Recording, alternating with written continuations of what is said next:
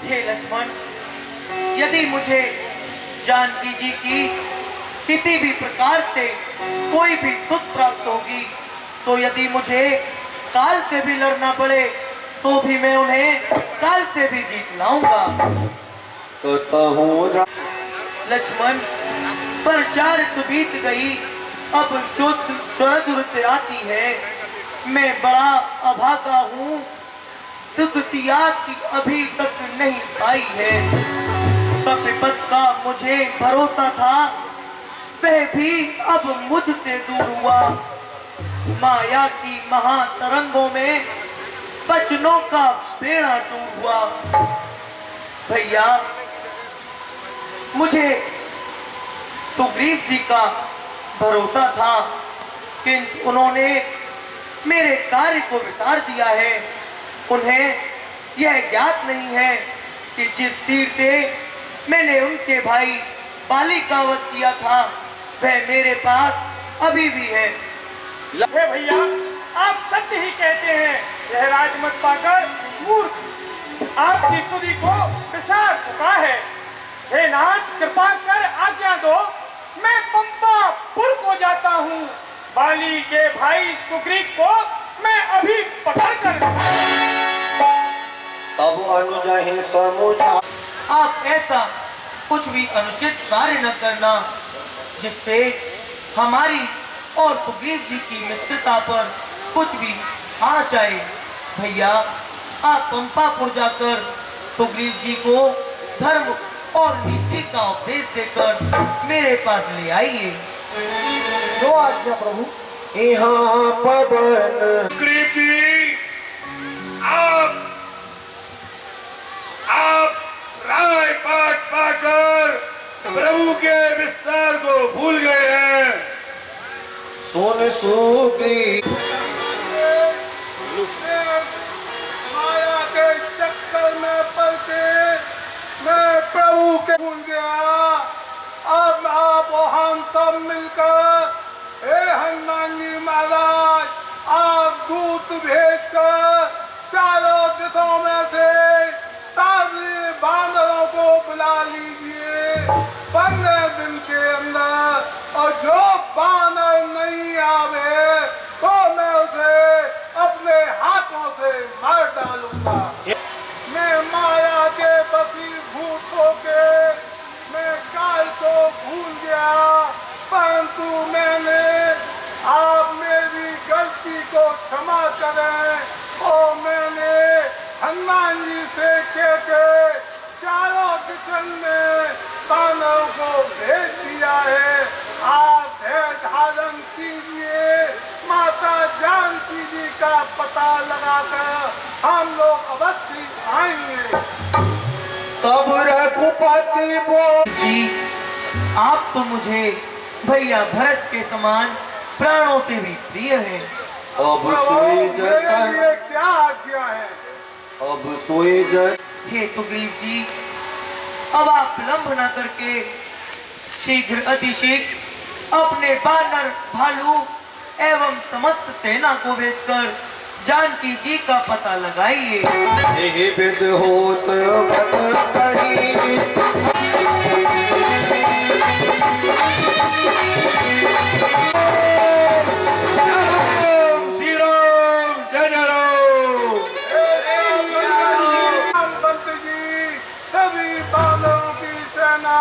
आप मेरे पास आइए और मैं तो सुनिए।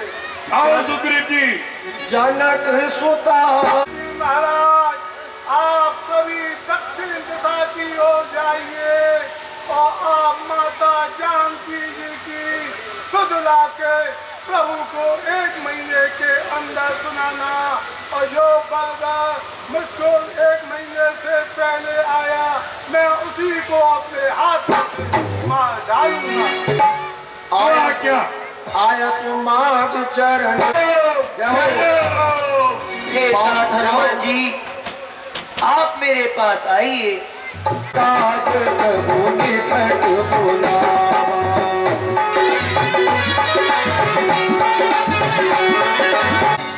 हे तात हनुमान जी, जब आपको जानकी जी की कोई खुद प्राप्त हो या आप जानकी जी से मिले तो आप उन्हें मेरी यह चूड़ामणि दे देना। बहु प्रकार सीता समुझाए। प्रभु आप धारण करिए, मैं अभी जाकर खोज में लगता हूँ। चले सका कितने दिनों से भूखा था, आज आपने मेरे लिए इतना सारा भोजन एक साथ ही भेज दिया। आज मैं इन बंदर भालियों को खा करके अपनी खुदा को शांत करूंगा। डर पे गीत बचन सुन खाना।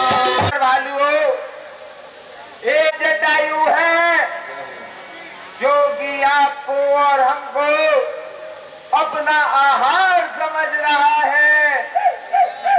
एक जटायु हमारे प्रभु राम के कार्य के लिए जिस समय माता जानकी जी का हरण वो दुष्ट रावण करके ले जा रहा था, तो उसने अपने प्राणों की भी नौछावर कर दी। और हे भैया, यह हमको और आपको अपना आहार समझ रहा है।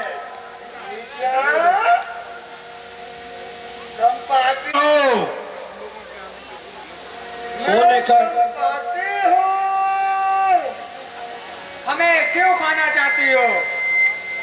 मुझे तो बहुत जोर से भूख लगी हुई है, किंतु मुझे तुम ये बतलाओ, जटायु जटायु जटायु कहाँ है जटायु?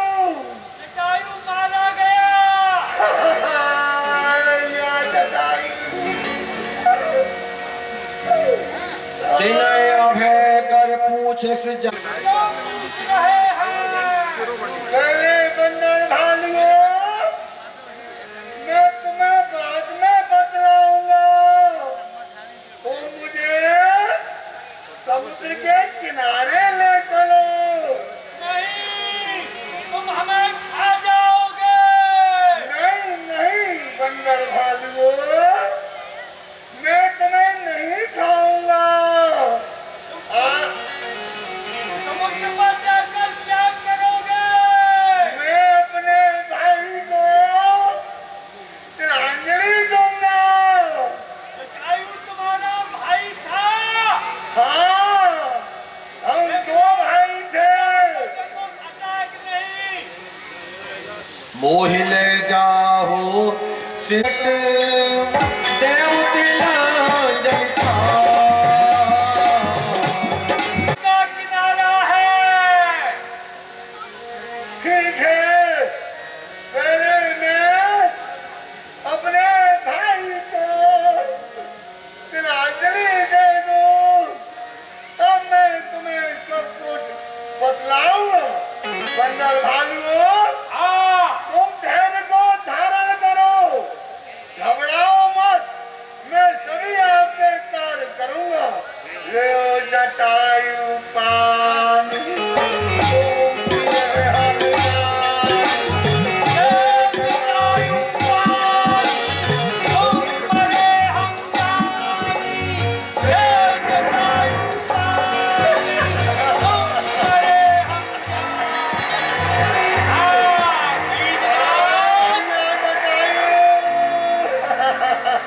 आप जटायु के लिए क्यों रो रहे हो? अरे बंदर भालुओं, मैं और मेरा भाई जटायु, हम दोनों भाई थे। हम दोनों भाइयों में एक था। एक दिन हम दोनों भाइयों में बहस हो गई।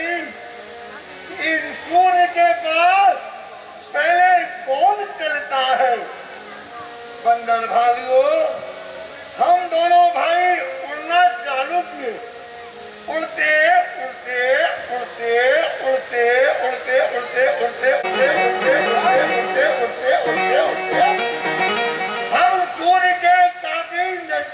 पहुंच गए। फिर क्या हुआ? मेरा भाई जटायु बोला, संपाति मेरे पंख जल रहे हैं, मैं थक चुका हूँ, मैं आगे नहीं चल सकता। मैंने कहा रे जीरा तू जा, जब तेरा मेरी शर्त बनी है तो मैं अवश्य सूर्य के पास जाऊंगा। बंदर भालुओं, फिर क्या हुआ?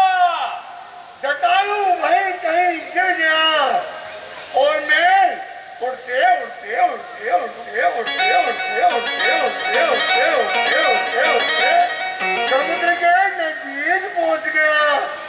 और सूर्य की इतनी तेज रोशनी थी, इतनी आग निकल रही थी कि मेरे भी पंख जलने लगे। और जब मेरे सारे पंख जल गए तो मैं एक पहाड़ पर आकर के गिर पड़ा। फिर क्या हुआ? बंदर भालुओं, यहाँ चंद्रमा नाम के ऋषि बैठे हुए थे, उन्होंने मेरी सहायता की और मेरा कुछ उपचार भी किया, जिससे कि मेरे थोड़े थोड़े पर निकल आए। हे गीतराज, हम माता जानकी जी की सुध लेने जा रहे हैं, आप हमारी कुछ सहायता कर सकते हैं? हाँ, मैं आपकी सहायता जरूर कर सकता हूँ, किंतु मैं बूढ़ा हो चुका हूँ, इसलिए मैं आपको उपाय बतलाता हूँ। बतलाइए। यदि आप उस उपाय को करेंगे तो आपको जानकी जी की सुध मिल जाएगी। देखो देखो सामने समुद्र के पार देखो बंदर भालुओं, देखो, देखो देखो हमको कुछ नहीं दिख रहा। बंदर भालुओं, हमको नहीं कुछ दिखाई नहीं दे रहा। ही नहीं दिखता बार, मैं देखो तुम ना। बंदर भालुओं, हम पर प्रभु की ऐसी कृपा है कि हम कोसों दूर कोई भी चीज हो उसे हम देख सकते हैं। यदि आपके कटक में कोई भी 100 योजन अर्थात 400 कोस के इस समुद्र को लांग के जाएगा तो देखो सुखदापुर पर्वत पर जो सोने की लंका बनी हुई है, वहीं पर माता जानकी जी है, आपको उनका पता चल जाएगा। अब समुद्र को पार करने की प्रतिज्ञा करो और चलो। निज निज बल हम भी जा सकता हूँ। जरठ भयऊ अब 50 योजन। हे बंदर भालुओं, 60 योजन।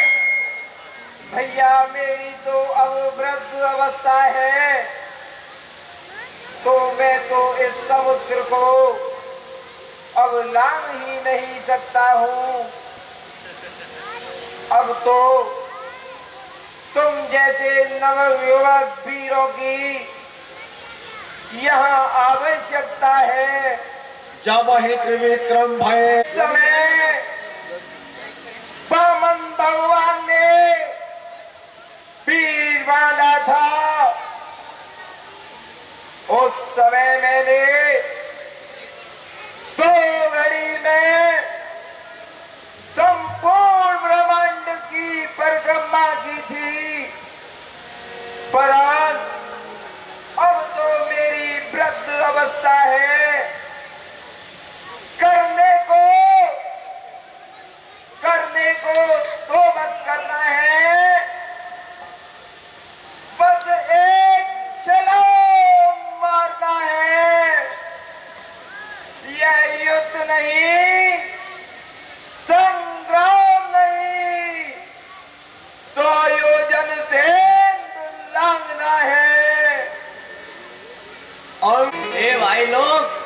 मैं समुद्र पार करके तो जा सकता हूँ, पर लौटने में संशय है।